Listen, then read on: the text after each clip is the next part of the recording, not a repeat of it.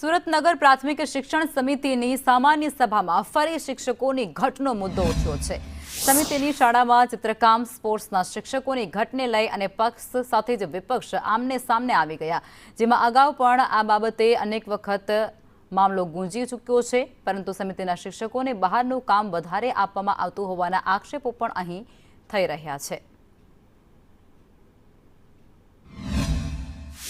ગુજરાત સૌથી નબળું શિક્ષણ ધરાવતા 10 રાજ્યોમાં ગુજરાત છે, તો એ દુઃખની વાત છે અને એના કારણો ઘણા બધા છે। એમાંથી કારણો એ છે કે મુખ્ય છે શિક્ષકોની અછત અને શિક્ષકોને આપવામાં આવતી ઇતર પ્રવૃત્તિઓનું ભારણ।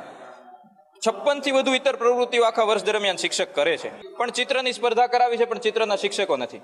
સંગીતની સ્પર્ધાઓ કરાવી છે, સંગીતના શિક્ષકો નથી। ચિત્રકામ હોય અને સ્પોર્ટના ટીચરોની ભરતી રાજ્ય સરકાર કરતી હોય છે અને આપણી પાસે સ્પોર્ટના ટીચરો પણ છે અને ચિત્રકામ કે બીજા વિષયોના પણ શિક્ષકો જે ભણાવતા હોય તે છે જ આપણી પાસે।